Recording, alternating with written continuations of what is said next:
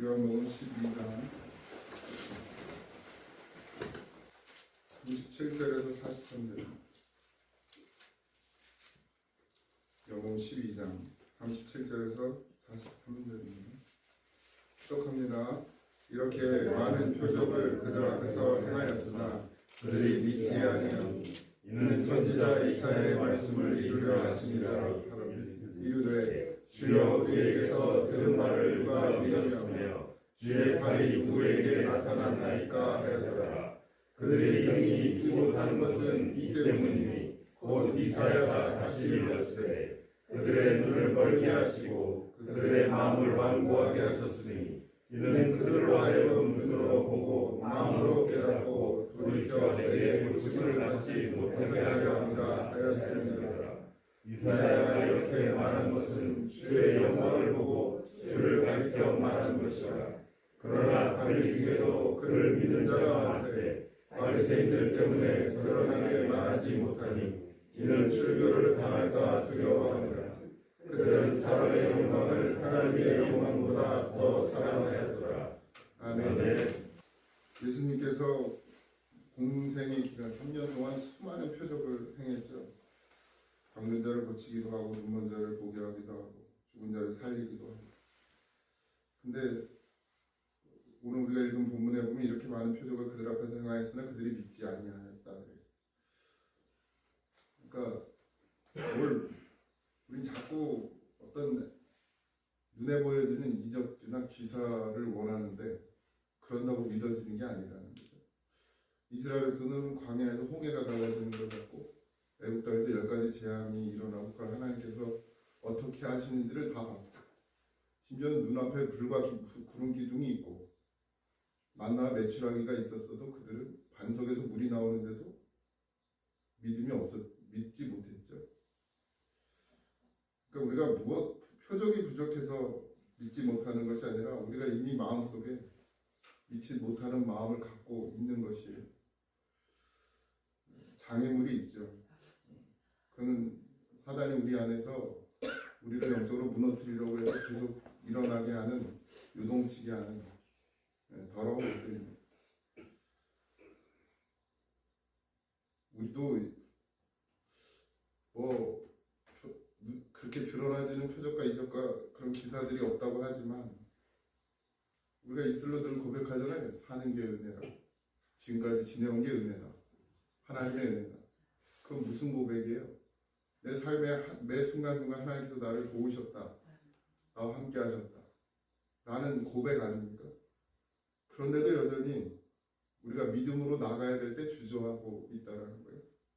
진짜 믿음이어야 될 때 믿음이 되지 않는 거죠.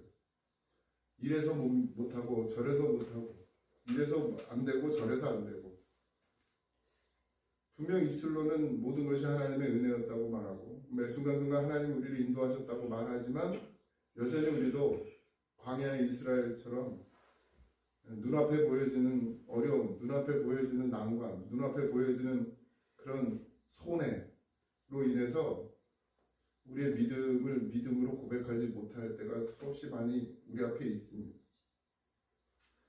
오늘 말씀을 통해서 우리가 다시 한번 깨어져야 될 줄 믿습니다.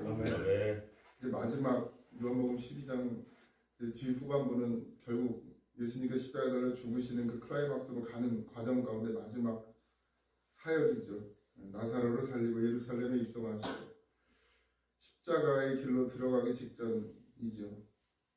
요한은 이 시점에서 많은 유대인들이 왜 예수님을 믿지 못하는지에 대해서 이야기하고 있습니다.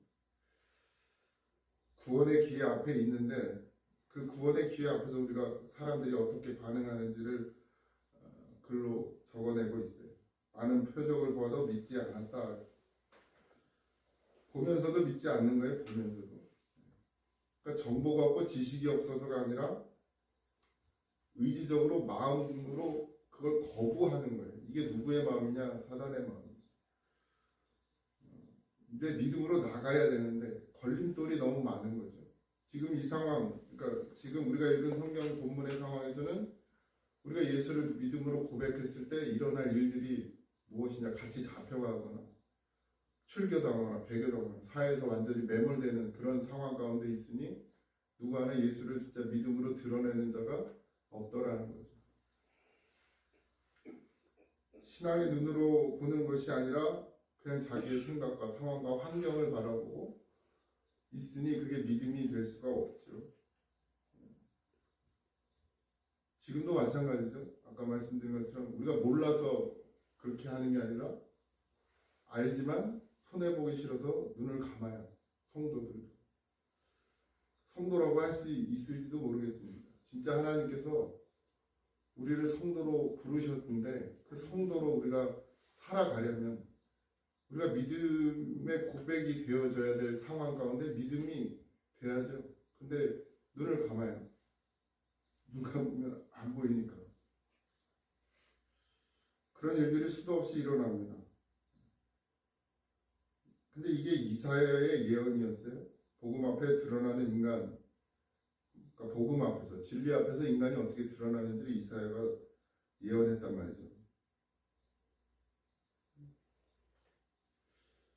고난받는 종에 대한 예언이죠. 하나님이 보내신 참된 메시아를 인간이 거부할 것이다. 이미 그렇게 예언되어져 있습니다.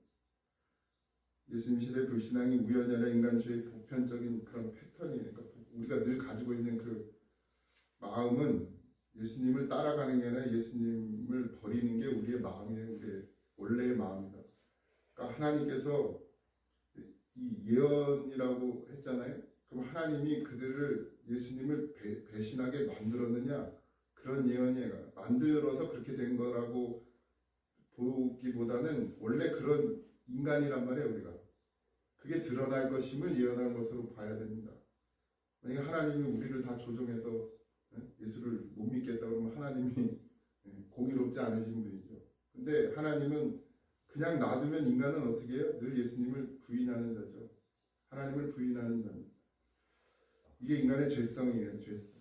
우리에게도 다 있습니다. 우리는 죄가 없다고 예수 믿어서 죄가 없다고 여겨지지만 나는 거룩하다고 생각하지만 결국 우리 안에는 여전히 예수님 앞에서 믿음으로 드러나져야 될 때 눈을 감아버리는 그런 죄성이 우리 안에 있습니다. 그래서 우리가 뭐 하는 거예요? 지금 새벽에 나와서 그렇게 등 돌리지 않게, 눈 감지 않게 기도하는 거예요. 저희 눈을 멀게 하시고 그의 마음을 완고하게 하셨으니 그래서 이게 하나님이 그렇게 하셨다라는 게 아니에요. 하나님을 믿으려는 사람을 억지로 막았다라는 뜻이 아니라 계속되는 거부와 완고함의 결과. 그러니까 하나님은 계속해서 구약에서부터 지금까지 계속 선지자들을 통해서 말씀해 주셨던 거예요. 지금도 여전히 하나님의 말씀은 선포되고 있습니다. 그게 꼭 목사를 통해서만 선포되어지는 게 아니라 설교가 여러분 하나님의 말씀 선포가 아닙니다. 그 일부분이죠. 근데 목사님들이 하도 이제 그걸 중요하게 강조하다 보니까 그러다 보니까 이 설교가 모든 말씀의 선포라고 생각하면 그렇지 않습니다. 많은 방법으로 하나님께서 말씀을 선포해 주시죠. 가끔은 지정이는 새를 통해서도 하실 수 있어요. 흐르는 물의 소리로도 할 수 있어요. 성경을 읽으면서도 하나님의 말씀이 들려질 때가 있습니다. 기도할 때도 하나님의 말씀이 들려지고. 그러니까 하나님의 말씀은 늘 선포되어지고 있어요. 우리가 자꾸 우리의 방법으로 들으려고 하다 보니까 그렇게 되는 것이고 목사님들도 잘못 가르친 거죠. 목사한테 집중하게 하려고. 목사가 하는 설교가 하나님의 말씀의 선포. 물론 맞죠. 그러나 일부분이란 말이에요. 그게 전부도 아니란 말이죠. 근데 어쨌든 인간은 그렇게 하나님께서 계속해서 우리 가운데 말씀해 주셨음에도 불구하고 그들이 듣지 않더라. 언제 들어요? 내게 유익이 있을 때. 결과가 보여질 때. 이렇게 했을 때 이렇게 해준다고 말하면 믿는 거야. 그러면 드려. 근데 받을 생각하지 말고 드리라고 그러니까 안 드려. 그게 인간의 완악함입니다. 꼭 이만큼 드리면 이만큼 주신다고 말해야 드리는 건 믿음이 아닙니다. 여러분. 뭔가 결과가 있어야 된다고 생각하고 드려지는 건 믿음이 아니에요. 우리가 하나님 앞에 뭘 드렸을 때 결과가 없어도 괜찮아요. 결과를 생각하고 드리는 건 여러분 욕심입니다. 욕심. 틀립니까? 근데 지금 그렇게 말씀이 선포되니까 드리는 걸 주저해. 왜 옛날엔 드리면 받는다고 그랬거든. 30배, 60배, 100배로 받는다고 그러니까 열심히 드렸어. 그건 드리는 게 아니죠. 투자하는 거지. 우리는 하나님께 투자하는 사람이 아닙니다. 내 것을 내어 드리는 거죠. 주님이 나를 위해 생명 주신 것처럼 내게 아무것도 없어도, 내게 아무 유익이 없어도 하나님께 나를 내어 드리는 것, 그것이 믿음이죠. 근데 이들이 왜 눈을 감았습니까? 자기에게 돌아오는 게 없어요. 왜? 예수님을 보니까 십자가 달려 죽으시거든요. 예수님이 살아야, 예수님이 임금이 돼야 나한테 뭐가 떨어지는데, 예수님이 죽으러 가시니까 거기다 투자할 이유가 없는 거예요. 내 인생을 드릴 이유가 없는 거예요. 그러니까 어떻게 해요? 눈을 감아요. 여러분, 그런 믿음 되지 마세요. 그동안 그렇게 살았더라도 지금부터는 그렇게 살지 마세요. 갚으면 살아요. 갚으면. 죽는 날까지 갚아도 못 갚는 거지만 갚으면 살아요. 우리가 얼마나 계산적으로 하나님을 믿었는지, 우리가 얼마나 하나님을 나의 도구로 사용했는지 회개해야 됩니다. 우리는 어둠이에요. 그래서 빛이 필요하고, 그래서 예수님이 필요한 거예요. 어둠이기 때문에. 우리가 가난해서 예수님이 필요한 게 아니고, 우리가 아파서 질병이 있어서 예수님이 필요한 게 아니고, 여러분, 예수님 없이도 자녀들 잘 키울 수 있습니다. 건강은 병원 열심히 다니세요. 운동 열심히 하고. 그래도 건강해질 수 있어요. 돈이요? 물론 이제 다 뭐가 맞아야 되지만 예수 안 믿는 사람도 또 잘 벌는데 뭐. 우리가 예수 믿음이 그게 아니잖아요. 빛이시기 때문에, 생명이기 때문에 우리가 예수 믿는 그게 전부여야 합니다. 자꾸 불순물을 내 마음에 들여오게 하지 마세요. 흠 없는 걸 좋아하세요. 하나님, 흠 없는 거. 흠 없는 게 뭐예요? 우리에게 흠 없는 믿음은 뭐예요? 계산 없는 믿음이에요. 그냥 예수님이 생명이니까 믿는 거예요. 그게 전부예요. 그게 전부. 그 뒤는 생각도 하지 마세요. 그러면 어떤 결과가 오겠지? 그거 왜 생각합니까? 어떤 결과가 올지 어떻게 알아요? 욥이 믿음이 없어서 그렇게 폭망했습니까? 그러니까 또 믿음이 있어서 또 다시 다 회복시켜줬다고. 여러분, 욥의 마음이겠습니까? 자식이 다 죽었는데, 아내가 도망갔는데, 그걸로 위로가 되겠습니까? 새 부인 얻고 다시 자녀들 낳고 다 회복되면 그게 회복이 됩니까? 욥의 회복은 어디에 있었어요? 하나님과의 관계에 회복이 있었어요. 근데 우린 자꾸 뭘 생각하죠? 네? 폭망해도 하나님 잘 믿으면 다시 뭐 한다고? 부자 된다. 다시 다 돌려주신다. 우린 그걸로 하나님을 믿어요. 근데 욥기는 그게 아니에요. 욥은 온전히 하나님을 본다 그랬잖아요. 그게 진짜 복이죠. 표적을 보고도 믿지 않은 자들, 그러니까 마음으로 믿지만 입으로 고백하지 못하는 자들이 있죠. 믿고 싶은데 현실이 그렇지 못해요. 왜요? 눈치를 보는 거죠. 상황과 환경과 이웃과 사람들의 눈치를 봐요. 그래서 믿음을 믿음으로 고백하지 못하죠. 그러지 마시기 바랍니다.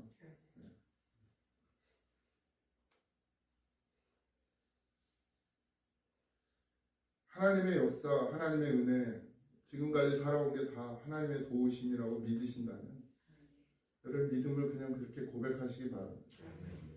내가 필요할 때만 믿음이고 내가 필요 없을 때 눈을 감아버리는 그런 믿음도 아니지만 그렇게 예수님을 따르는 자들이 되지 마시고 팬 되지 말고 궁중이 되지 마시고 반드시 제자가 되고 증인이 되시기 바랍니다. 다스리십시오. 마음을 오직 믿음으로 마음을 다스리시기 바랍니다. 예수님이 빛으로 오셨어요. 우리 안에 오셨고 우리 어두운 부분들을 밝히 비춰 주셨습니다. 죄를 드러나게 하셨어요. 우리를 책망하시려고 죄를 드러나게 하신 것이 아니라 우리를 살리시려고 우리의 죄를 드러나게 하셨습니다. 사람의 소리를 너무 좋아하지 마세요. 아무 의미 없습니다. 사람의 칭찬 아무 의미 없습니다. 제가 여러분 100번 1000번 여러분들을 칭찬해도 제 칭찬으로 여러분 아무도 천국 갈 수 없습니다. 반드시 주님이 여러분을 칭찬해야 돼요. 믿음은 고백입니다. 삶으로 드러나줘야 되는 게 믿음입니다. 그동안에 우리의 삶이 어땠든지 간에 그런 썩어질 것에 갇혀있던 우리가 해방되어지고 진짜 오로지 예수 한 분만으로 우리의 믿음을 드러낼 수 있는 그런 정말 정결한 믿음이 되어지길 소망합니다. 나는 빛으로 세상에 왔느니 누구든지 나를 믿으면 어둠에 거하지 아니하리라 그러셨어요. 오늘도 빛으로 사시기 바랍니다. 빛 대신 주님께서 여러분과 함께 하시니 여러분의 삶이 빛이 되길 그리고 소망이 되기를 주님의 이름으로 축복합니다. 빛을 믿으라 그러면 빛의 아들이 되리라 하셨어요. 오늘 우리가 다 빛의 자녀입니다. 그런 한 날이 되길 주님의 이름으로 축복합니다. 기도하겠습니다. 하나님, 믿음은 생명입니다. 다른 것도 아니라 생명입니다. 땅의 생명이 아니라 하늘의 생명입니다. 잠시 머물다 가는 생명이 아니라 영원히 사는 생명입니다. 우리가 그 생명을 하나님으로부터 받았습니다. 그것이 성도입니다. 우리가 성도로 살 수 있도록 생명 받은 자로 살 수 있도록 성령이 우리 안에서 우리를 다스려 주시고 우리에게 지혜를 주셔서 분별케 하시고 무엇이 참 믿음인지 우리가 어떻게 살아가야 되는지 무엇을 쫓아가야 되는지 또 우리가 그 상황에서 어떻게 해야 되는지 깨닫게 하여 주옵소서. 나의 믿음이 드러나질 때 눈을 감는 자가 되지 말게 하시고 죽어도 좋으니 주님을 시인하고 살아가는 인생이 되게 하시고 아버지 하나님 모든 것이 하나님의 은혜였습니다. 앞으로도 은혜로 살기를 원하면 하나님 앞에 믿음을 드러내는 자가 되게 하여 주옵소서. 오늘 하루도 주님이 우리 가운데 빛으로 오셔서 밝히 비춰 주셨으니 우리가 가야 될 바를 알게 하시고 가야 될 길을 보게 하시고 아버지 하나님 생명으로 우리의 삶을 전체로 물들이게 하여 주옵소서. 모든 것 감사하며 예수님의 이름으로 기도하옵나이다. 아멘. 하늘에 계신 우리 아버지여 이름이 거룩히 여김을 받으시오며 나라의 임하옵시며 뜻이 하늘에서 이루어진 것 같이 땅에서도 이루어지이다. 오늘 우리에게 일용할 양식을 주옵시고 우리가 우리에게 죄진 자를 사하여 준 것 같이 우리 죄를 사하여 주옵시고 우리를 시험에 들게 하지 마옵시고 다만 악에서 구하옵소서. 그 나라와 권세와 영광이 아버지께 영원히 있사옵나이다. 아멘.